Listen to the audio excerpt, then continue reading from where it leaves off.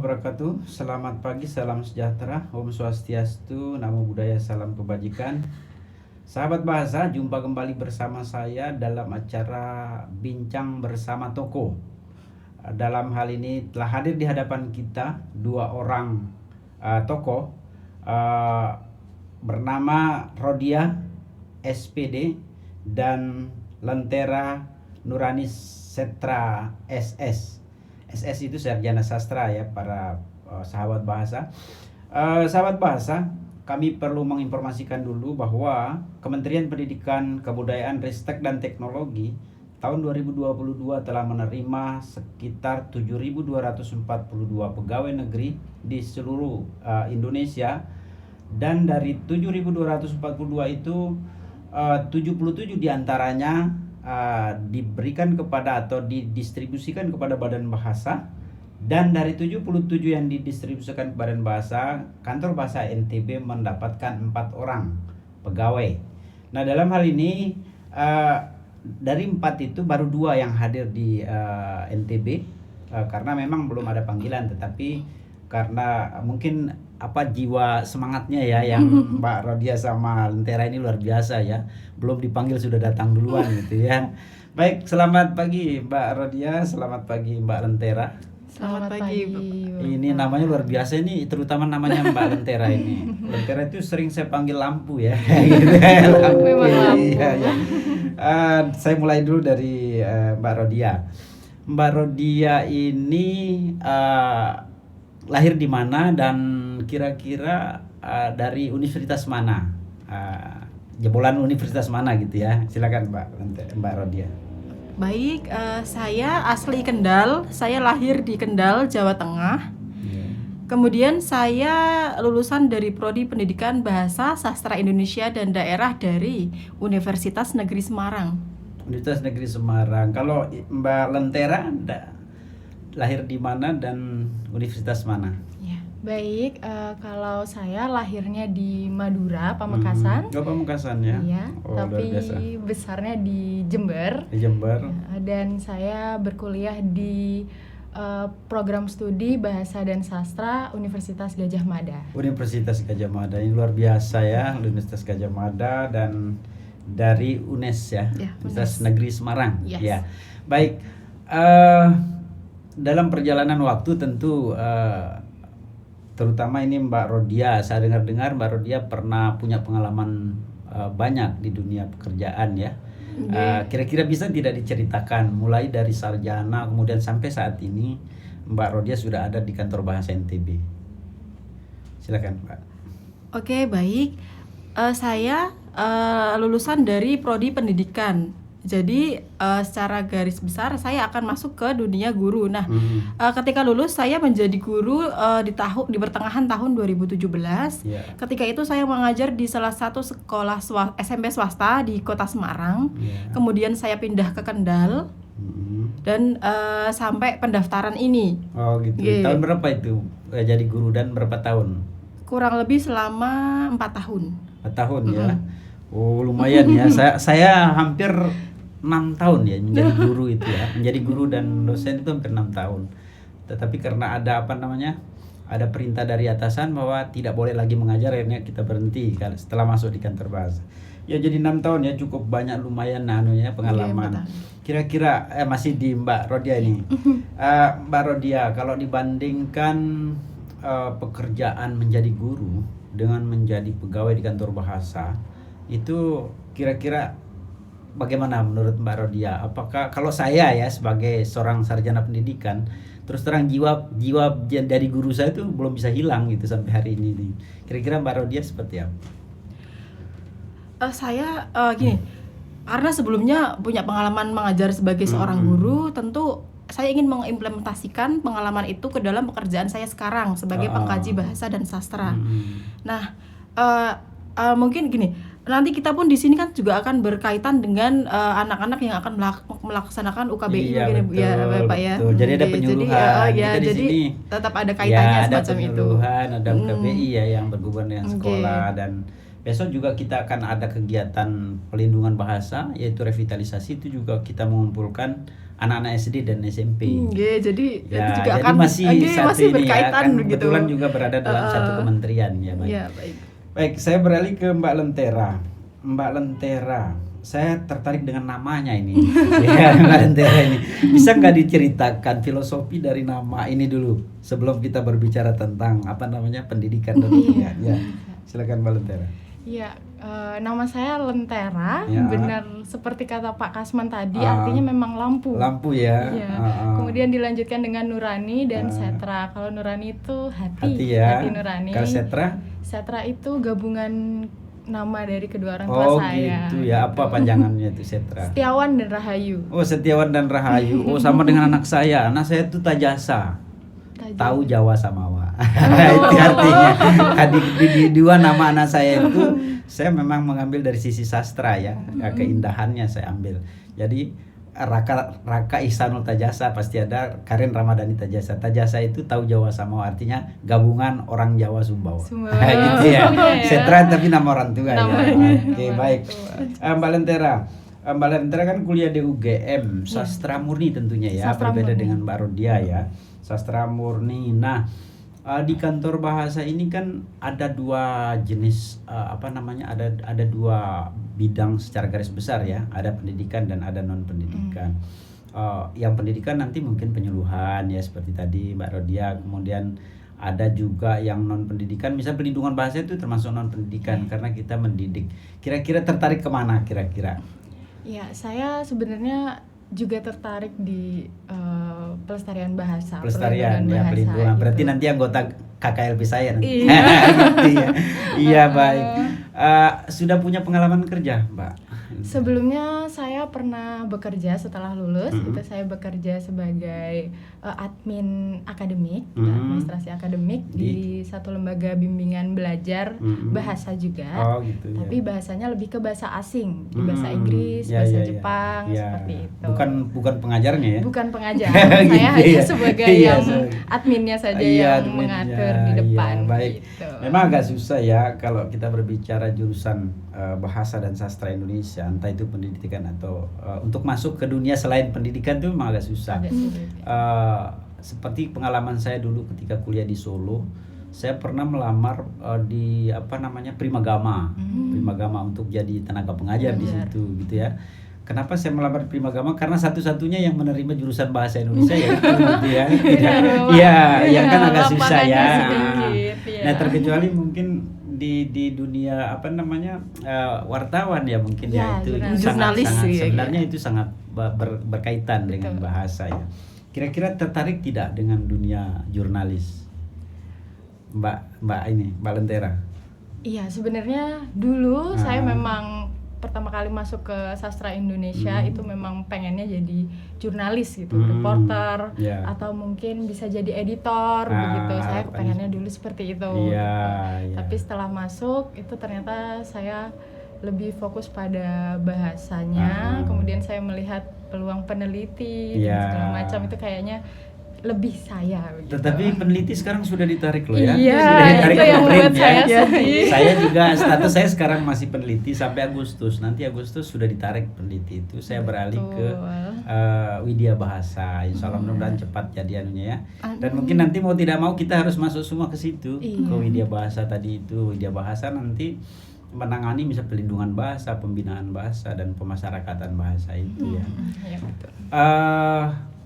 Saya ingin bertanya pada keduanya ini. Seperti pengalaman saya dulu ya, saya ketika kuliah di Solo ya, saya coba main-main ke Balai Bahasa Jawa Tengah, Balai Bahasa Jawa Tengah. Saya saat itu tidak tahu bahwa ada sebuah lembaga pemerintah ya yang menangani masalah bahasa dan sastra itu, terus terang saya tidak tahu. Saya diajak oleh Pak Dr. Sarifudin ke sana, ayo kita ke sana. Sampai di sana saya bingung. Kok ada kantornya ya bahasa gitu ya. Nah, pertanyaan saya, apakah memang sudah ada gambaran sebelumnya atau baru tahu dari informasi di internet kah atau dari teman kah sehingga tertarik ke kantor bahasa? Gitu. Ke Mbak Rodia dulu. Kalau tahu soal kantor bahasa itu sudah sejak kuliah, Bapak. Gitu ya. Kebetulan dulu sering berkunjung ke Balai Bahasa Jawa Tengah waktu itu karena keperluan ingin mencari buku atau mencari referensi untuk gitu skripsi ya. awalnya. Jadi Ya. ada beberapa buku yang bisa dibawa pulang secara gratis gitu waktu itu. Gitu ya, gitu. Namanya anak yang dibagikan ya, yang Iya, buku iya. hadiah apa? Ada bertulis hadiah ikhlas ya kalau tidak salah sih, dari Badan Bahasa itu ya. Itu, Ya, ya. nah, Memang- itu pokoknya memang ya. ada beberapa Ada buku itu. yang bisa dibagikan ke masyarakat yang di Badan Bahasa itu, karena buku itu menggunakan anggaran negara, jadi kami bagikan secara gratis memang. Misalnya kamus ya, Ya, dulu kamus. tapi dalam bentuk kecil, bukan kamus yang besar itu. Bukan, Kalau kamus bukan besar itu KBBI. bukan memang dibuat oleh Badan Bahasa, tapi yang nerbitkan itu Yayasan Obor, jadi tidak bisa kita gratiskan. Kemudian yang berikutnya cerita-cerita rakyat itu banyak ya yang digratiskan. Di NTB juga banyak, kami sudah kemana-mana membagi buku-buku seperti itu untuk bahan literasi. Kalau Mbak Lentera? Kalau keberadaan Balai Bahasa itu juga saya baru tahu ketika saya kuliah gitu. Jadi saya kuliah di Jogja. Kemudian saya ikut komunitas teater dan kebetulan waktu itu Balai Bahasa mengadakan lomba teater monolog waktu itu. Jadi saya datang ke sana melihat situasinya, ternyata bahasa dan sastra ini juga ditampung oleh pemerintah dalam kantor bahasa, dalam Balai Bahasa. Padahal gitu. Badan Bahasa itu berdiri 3 tahun setelah merdeka loh. 3 tahun setelah merdeka loh, 1945 berarti sekitar 1948 kalau tidak salah ya. Yang pertama itu adalah kantor Balai Bahasa Jogja, itu yang pertama. Cikal bakal dari Badan Bahasa itu berada di Jogja dulunya ya sebenarnya. Dan saya juga ternyata udah lama gitu ya. Ketika saya tahu saya mengenal Badan Bahasa itu tahun 2003 itu. 2003 saya di Solo saat itu. 2002 ternyata ada ya gitu ya badannya. Tetapi menurut pertanyaan saya ke kedua teman-teman ini, kira-kira menurut teman-teman urgensi keberadaan kantor bahasa atau balai bahasa di setiap provinsi itu kira-kira seperti apa sih gitu ya? Menurut pendapatnya loh, ini bukan menurut teori atau apa ya, pendapat teman berdua saja gitu ya. Urgensinya apa kira-kira? Nanti jangan sampai ada yang bilang kok bahasa ada kantornya ya. Ya kan begitu kan. Ya silakan Pak Rodia. Begini, menurut hemat saya keberadaan kantor atau balai bahasa itu sangat penting untuk keberlangsungan bahasa di daerah itu. Karena dengan adanya kantor bahasa atau balai bahasa ini, jadi ada wadah untuk melestarikan, melindungi. Jadi bisa gini, bahasa itu kan dinamis, pasti berubah-berubah gitu ya. Jadi nanti dari bahasa-bahasa ini bisa dikembangkan atau nanti bisa diambil atau diserap menjadi bahasa Indonesia asli yang dari daerah itu. Macam itu, setahu saya semacam itu. Betul, Mbak Lentera? Saya kurang lebih sama. Sama jadi, ya, kurang lebih sama. Jadi begini. Jadi ya memang yang paling urgent menurut saya itu dari segi pelestariannya. Bagaimana kita mengembangkan, tetapi juga pertama-tama pasti dilestarikan terlebih dahulu agar bagaimana masyarakat ini tahu betapa pentingnya bahasa. Kenapa saya tanyakan itu gitu ya? Karena saya tahu teman-teman ini masih polos gitu ya. Belum terkontaminasi betul dengan aturan yang ada di Badan Bahasa gitu ya. Kalau seperti saya kan sudah betul-betul bisa dibilang dicuci otaknya lah ya, seperti itu ya, untuk mencintai Badan Bahasa gitu ya. Tapi teman-teman kan baru masuk nih, sengaja saya tanya. Ya memang dari segi memang pelestarian harus dilestarikan, bahasa-bahasa itu dilestarikan, dan alhamdulillah Indonesia itu termasuk negara yang memiliki bahasa daerah yang sangat banyak gitu ya. Penelitian terakhir Badan Bahasa itu sekitar 717 kalau tidak salah. Terus 17 atau 37 saya lupa itu. Pasti di atasnya 700 gitu ya, 700 bahasa gitu ya. Karena kami melakukan penelitian itu dari tahun 2006 sampai dengan kemarin itu 2018 sampai 19 itu selesai. Tetapi bahasa-bahasa di Papua di wilayah-wilayah konflik belum teliti memang ya. Nanti mungkin Mbak Rodia sama Mbak Lentera nanti diutus ke sana, berani nggak? Harus berani ya. Menjadi pegawai negeri itu kan memang dipaksa kita harus seperti itu. Baik, kalau boleh tanya ini pribadi ya, di rumah berapa saudara kira-kira, dan urutan keberapa? Kalau misalnya punya 2 atau 3 saudara, urutan keberapa? Mbak Rodia dulu. Saya anak pertama dari 2 bersaudara. Saya punya adik laki-laki 1. Dia sudah bekerja di rumah. Bekerja di ini mekanik. Bidangnya ya? lebih ke mekanik motor, mobil seperti itu. Kalau orang tua? Orang ada tua latar belakang bahasa atau sastra? Nggak ada, kebetulan Tidak ada, malahan orang tua saya itu dua-duanya hanya lulusan sekolah dasar. Oh gitu ya. Tapi ayah saya itu pernah bilang begini, Duk, kamu itu orang Jawa, kamu itu orang desa, tapi kamu juga punya kesempatan yang sama dengan orang lain untuk bisa berkembang dan bisa juga berkontribusi untuk negeri ini, katanya. Sedih saya. Sedih ya? Jangan nangis dong. Pokoknya yang jelas ini tuh kebanggaan ayah saya. Iya gitu ya. Mohon maaf saya menyinggung masalah itu ya. Mbak Lentera gimana? Kalau saya anak kedua dari 2 bersaudara. Dua bersaudara. Saudara yang besar kerja di? Yang kakak saya itu sedang kuliah sekarang S2 di UM, sama latar belakangnya pendidikan bahasa Inggris. Bahasa Inggris ya. Bahasa juga. Berarti gitu. Adalah darah-darah bahasa gitu. Iya. Walaupun bahasa Inggris. Baru dia kan mekanik ya. Sama dengan saya sebenarnya.